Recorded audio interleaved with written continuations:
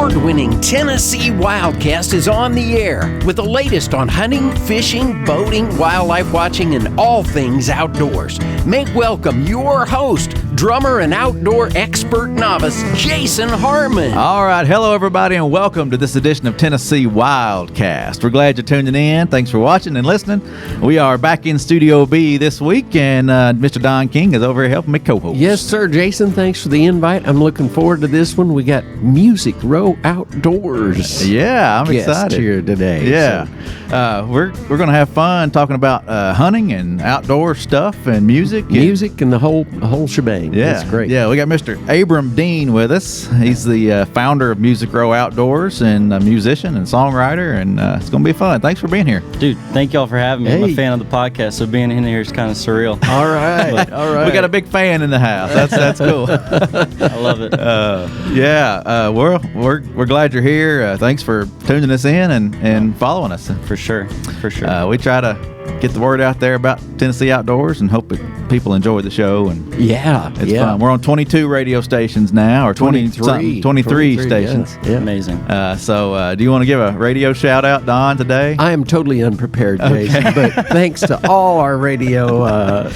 We'll do that for all the right stations. Now. Yeah, we appreciate them all. Well, I tell you what, we'll just do WSM. That's a very visible one right here in Nashville, and we appreciate them. WSM 650 on your AM dial, and lots of other places that you can get WSM too. But anyway, we appreciate them as one of our radio partners. How's that? Yeah, that's great. All right. Hey, I never thought about it. WSM reaches a long way. Oh yeah, all around the world. Yeah, so we're nationwide. Yeah, heck yeah. No, and appreciate folks out there following us on social, on Instagram, Facebook, Twitter. Following the podcast on iTunes and your favorite podcast platform. So we appreciate everybody out there. Yeah. Well, let's jump in today with Abram Dean, Music Row Outdoors. We connected. I guess I was scrolling Instagram and found your page, and somehow we connected. I can't remember what connected the dots there, but tell us a bit about yourself and how that kind of got started. I guess introduce yourself and who you are and where you're from and that kind of thing first. That music story is interesting. Let's start with the music side, and then we'll get back to the outdoor. I guess my name's Abram Dean, and I'm originally from Mechanicsville, Virginia, just outside of Richmond.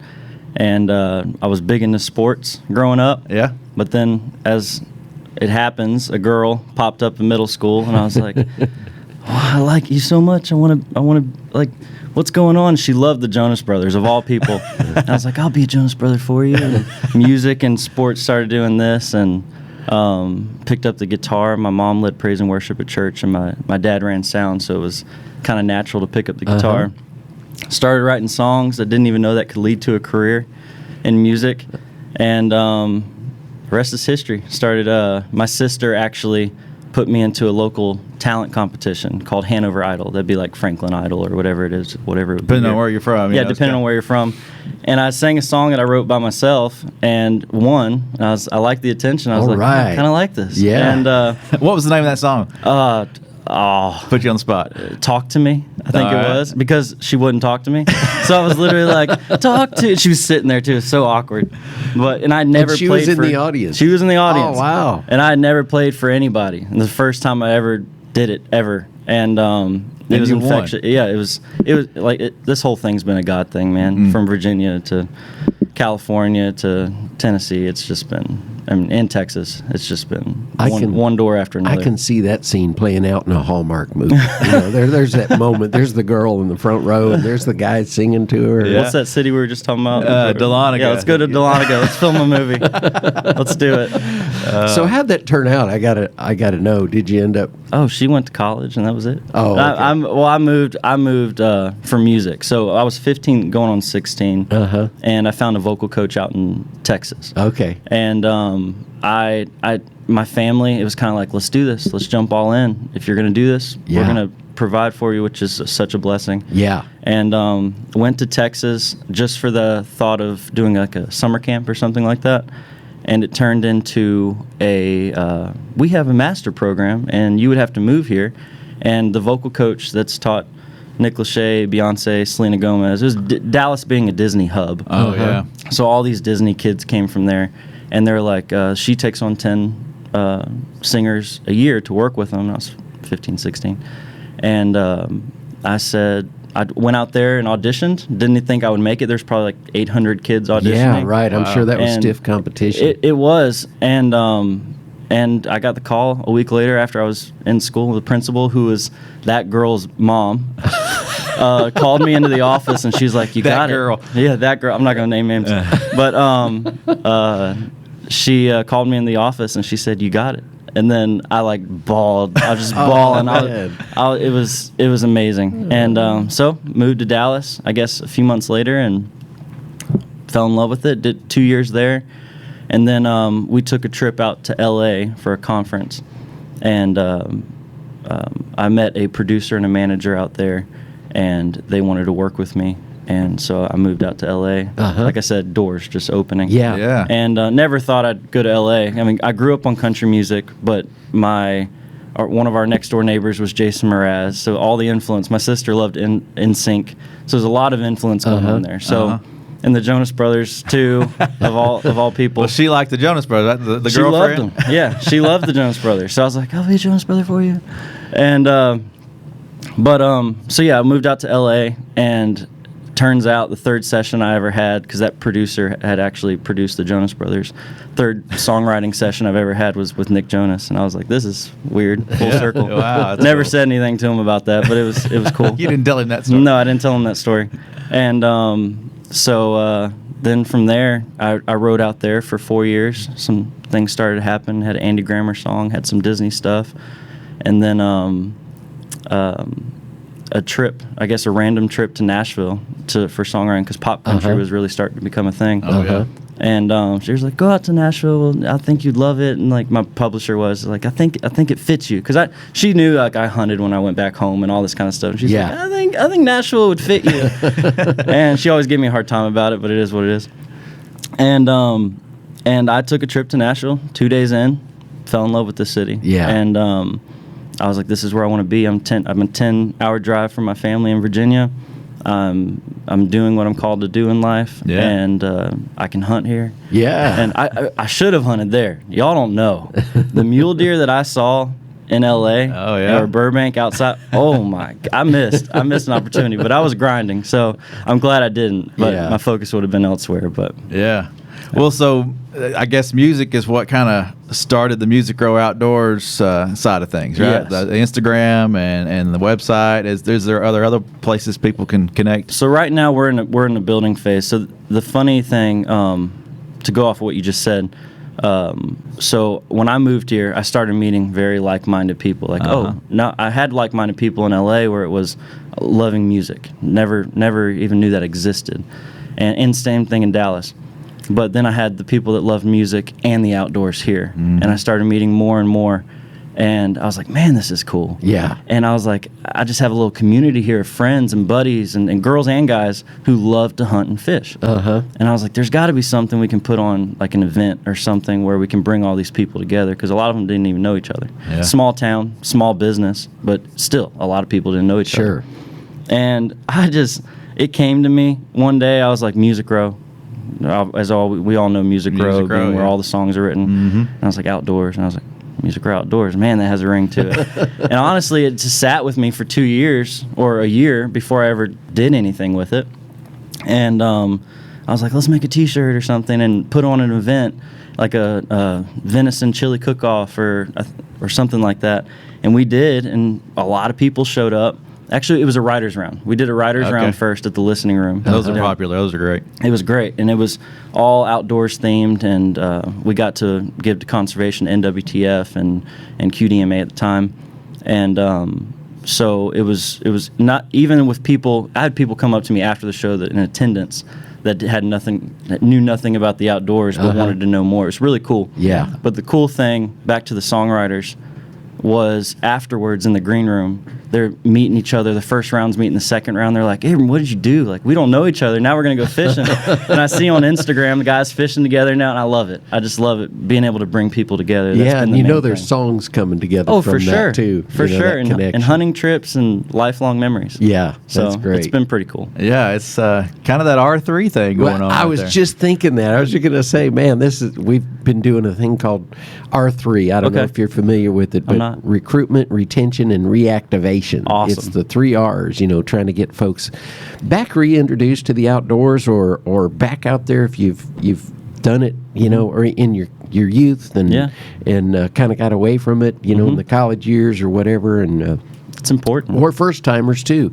Like you were saying, folks come up to you afterward and say, I want to learn more about this. Yeah. I want to learn how to do that. Yeah. And, so that's cool. And I guess too, with like, if you grew up with land and then your grandparents passed away or something like that, and then you didn't have access to land. Right. And people don't know what to do and they just stop. But then they still have that urge to go fishing or go hunting. It's something like that. It's amazing. Yeah. Well, since we're on the Music Row side of things, how do people find? Right find now, your stuff. Right now we have musicrowoutdoors.com. Okay. And blessed to have that. And we also have Music Row Outdoors on Instagram.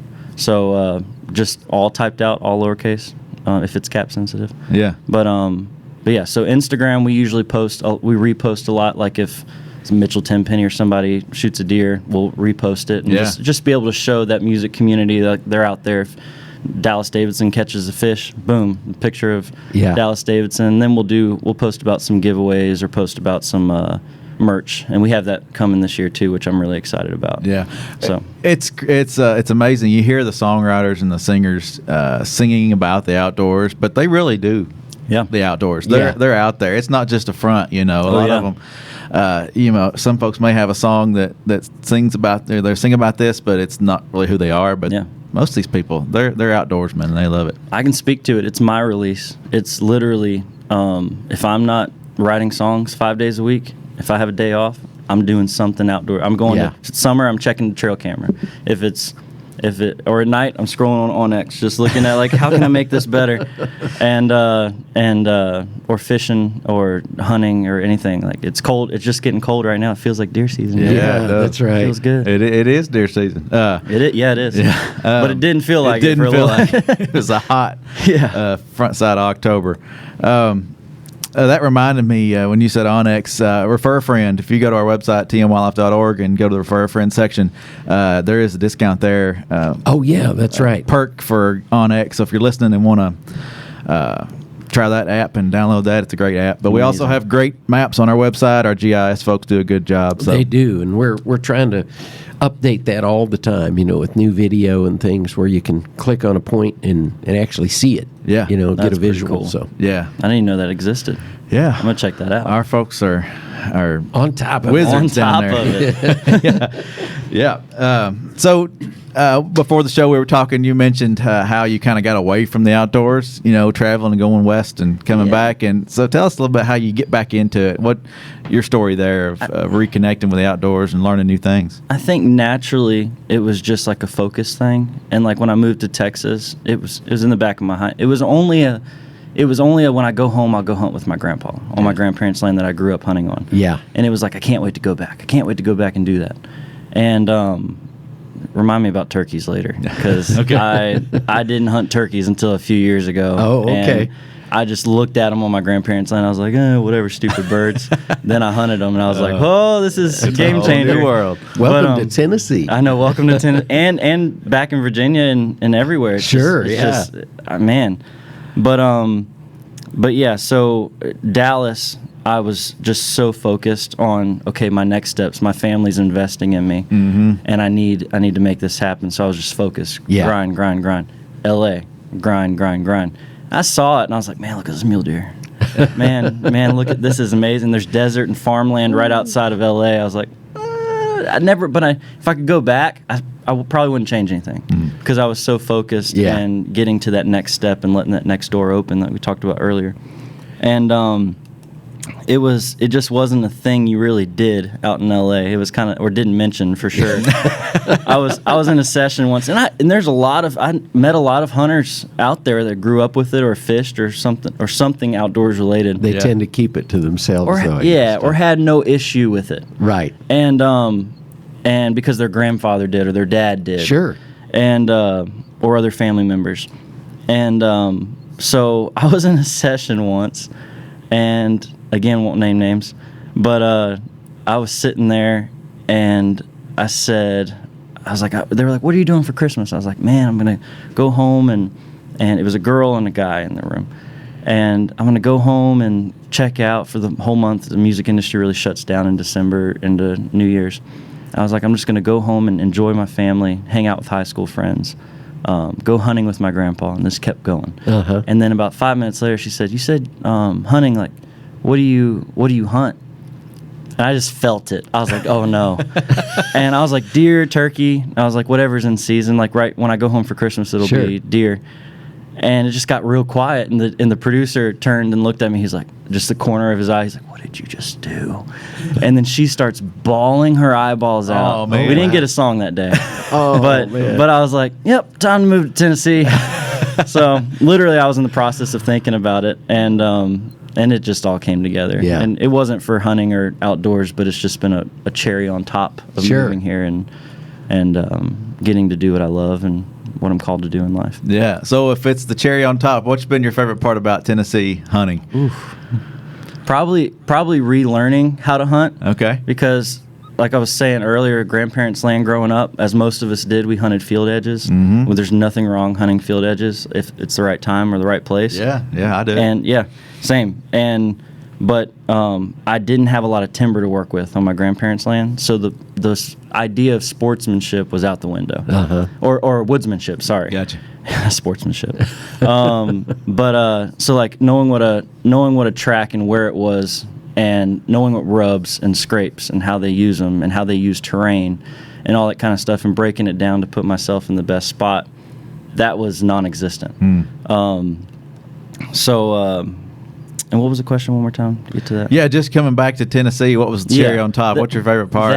So like literally being able to have buddies that understood that, and then also opened me up to a whole new world. Like it was like relearning everything again for the first time, and which led to podcast and finding a guy named Cody D'Acquisto, who is the son of Andre D'Acquisto, legend in the whitetail world, and they have Lone Wolf Custom Gear and Whitetail Addictions, which I'm blessed to be a part of now. Okay. I was just a fan from afar, and I was diving into that knowledge, and I threw everything I knew about hunting, because it wasn't working for me, out the window, and I relearned everything. I was like in kindergarten learning everything about deer, and I started being a little bit more mobile, checking sign and whatnot, and started having instant success. Like my last year, 2 years ago, my deer season ended like that, and I was just like, this is the biggest deer I've ever killed in my life, and 2 of them within a week. Wow. And I was like, there's something to this.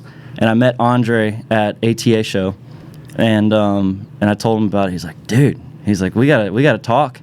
And I guess I reached out to them later, and we started talking, and they asked me to be a part of Whitetail Addictions, and I've been blessed to learn so much from roughly 15, 20 guys on that team. Yeah. Learn so much from them. We have a Facebook page together. We all ask each other questions. And it's just been insane to learn from these guys and be able to put that into my own hunting scenarios here in Tennessee, Illinois, Virginia.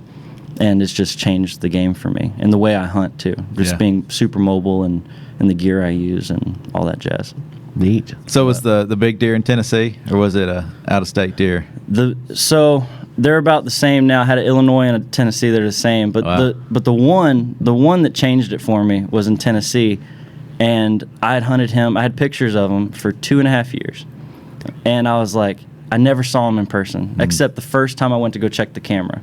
I checked the camera. I didn't have my glasses on. I had light stigmatism far off, and I saw this giant deer at the camera, and I was like, silhouette. Yeah, it was the last time I was going to check it before the season, and I was like, what did I just see? I just saw drop tine and all this stuff, and I was like, that's the biggest deer in my life. Went and checked the camera. I was like, that's the biggest deer of my life. And for 2 years after that, I chased that deer. I was like, that is the only deer that was on my mind, and never saw him on the hoof and didn't even think he existed anymore because he disappeared.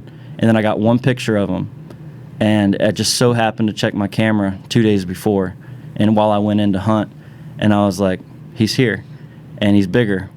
And literally went in, dove in deeper, set up, found a community scrape, set up over the community scrape, 15 yards.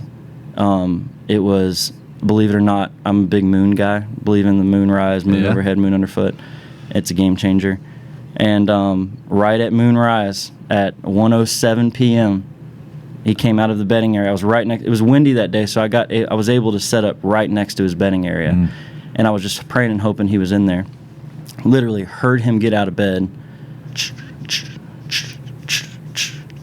I look, there he is, 20 yards eating acorns right at moonrise, and I was like, "You got to be kidding me!" Just moving my bow. I bet you. And I shaking. get ready, and he just has his head down, and he goes to that scrape, starts working it, and I let the arrow fly, and I bawled like a baby. I was like, this. Yeah. You can't beat this. Yeah. And it was kind of like remorse for the animal at the same time after 2 years, but at the same time it was like, thank you, Lord. Like I was calling him. I was like, I got him.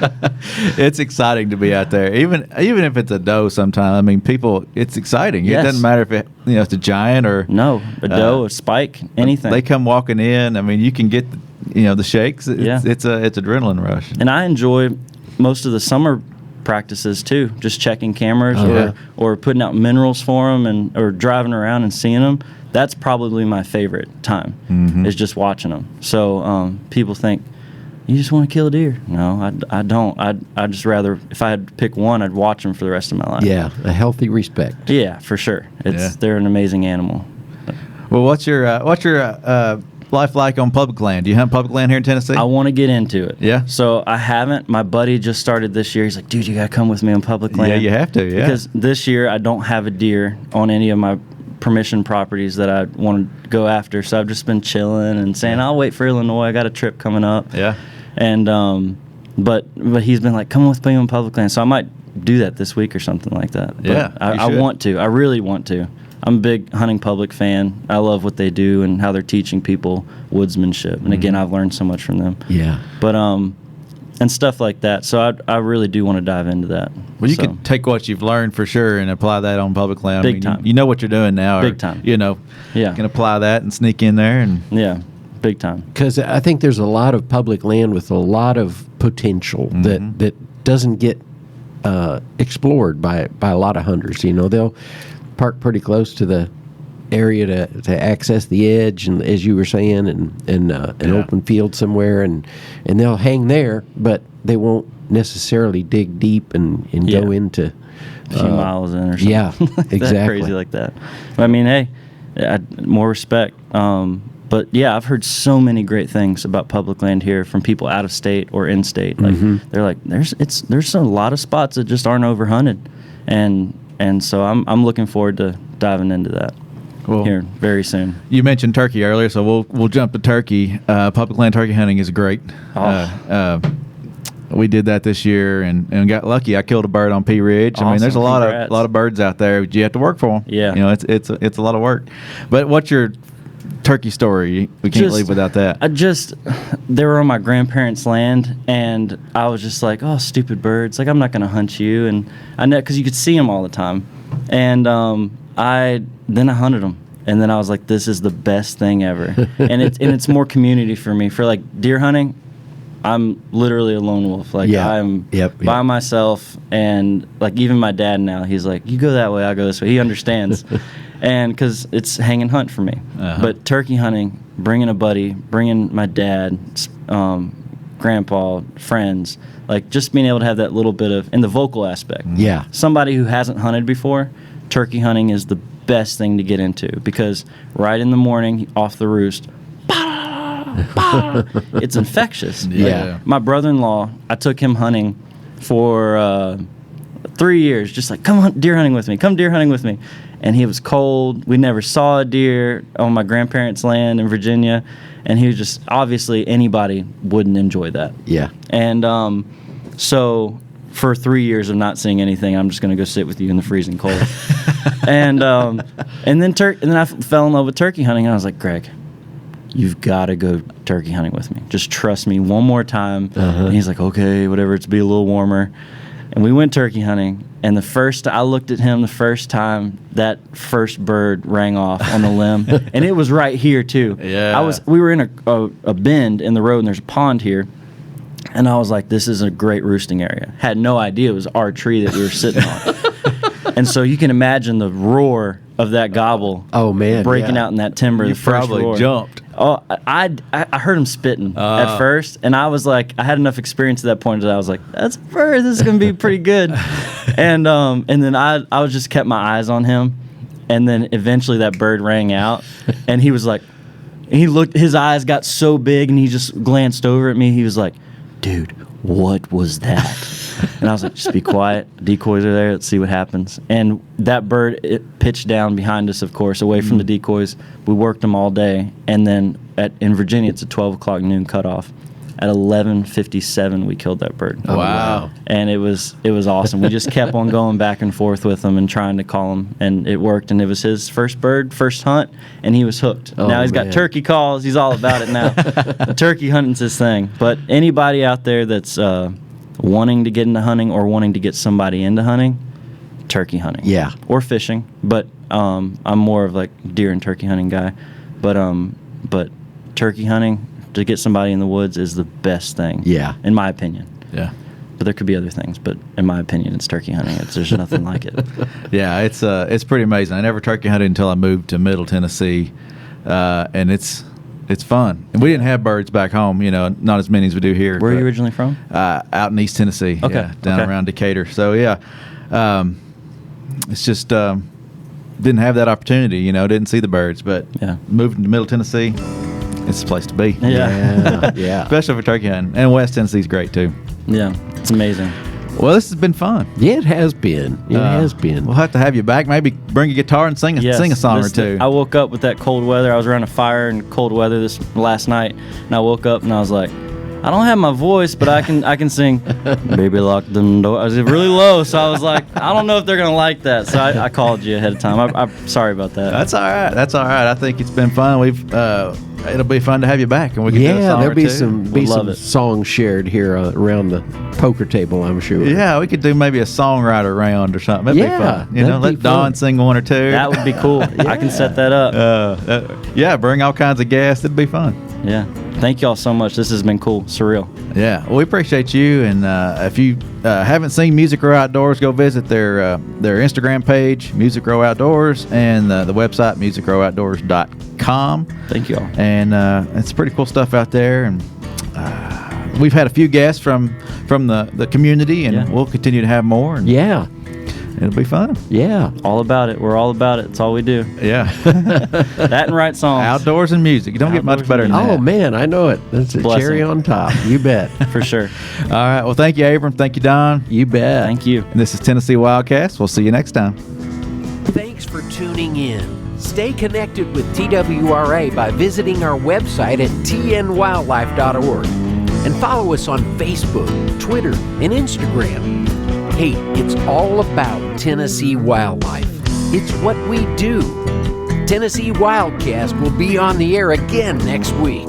We'll see you then.